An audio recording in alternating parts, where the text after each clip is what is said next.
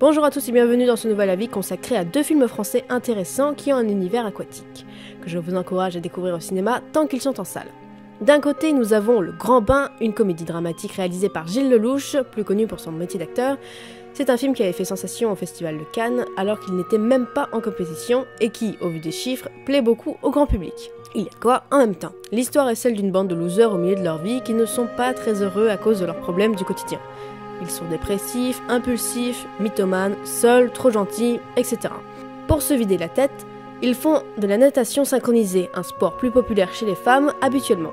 Sauf qu'un jour, ils se présentent pour participer au championnat du monde, mais comme je l'ai dit, c'est des losers, donc il va falloir carburer pour repartir la tête haute de toute cette aventure. C'est un film à voir déjà pour son casting, qui réunit de grands comédiens francophones très talentueux. Il faut aussi le voir pour sa qualité d'écriture, qui nous dépeint des personnages profondément humains, à qui l'on peut facilement s'identifier, car ils rencontrent les mêmes problèmes que nous. Cette écriture en tire de la comédie, à travers les dialogues et les situations. Mention spéciale pour la scène dans le grand magasin lorsqu'ils veulent récupérer du matériel de natation. La mise en scène ne se laisse pas empiéter par ses stars, Gilles Lellouche nous montre très bien cette sensation de mal-être que chacun connaît. Ce besoin de s'échapper du quotidien et cette envie de réussir malgré les critiques, malgré les difficultés, malgré nos défauts. C'est drôle, c'est touchant, c'est rythmé, c'est inventif, ça nous sort du quotidien et c'est l'une des rares pépites que le cinéma français sait nous faire. Alors comme des millions de spectateurs, je vous recommande d'aller le voir pour passer un bon moment. De l'autre côté, nous avons un film moins joyeux mais tout aussi riche en sensations fortes.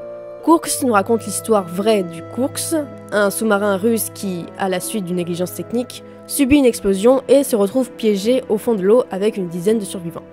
Outre les émotions que n'importe quel film catastrophe est capable de nous procurer, notamment avec des plans séquences sous l'eau qui nous tiennent littéralement en apnée, le film est intéressant par rapport à sa réalisation, que l'on doit à Thomas Vinterberg, un réalisateur danois qui est reconnu pour des films moins grand public comme Festen, La Chasse ou encore La Communauté, qui ont surtout marché dans les festivals. Vinterberg préfère rejoindre ses plans sans faire de cut, donc nous avons cette caméra qui pivote en continu, surtout dans les scènes de dialogue ou d'agitation.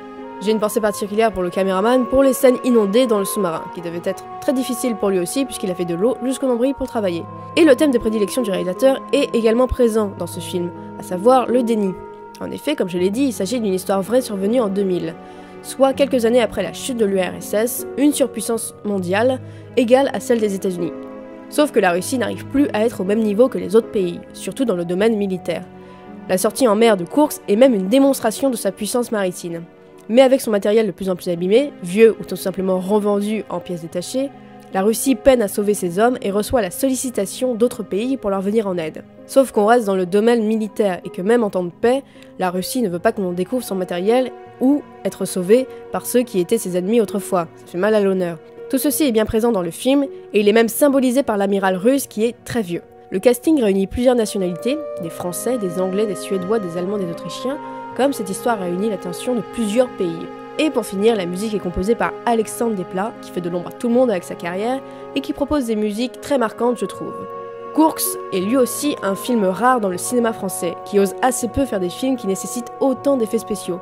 Et pour le spectacle qu'il offre, je vous recommande d'aller le voir car il est bien plus intelligent que les autres films à gros budget que nous avons l'habitude de voir. Voilà, c'est tout pour cet avis, j'espère qu'il vous a plu et qu'il peut inciter quelques indécis à aller voir un bon film au cinéma. Je vous dis à bientôt pour de prochains avis, salut!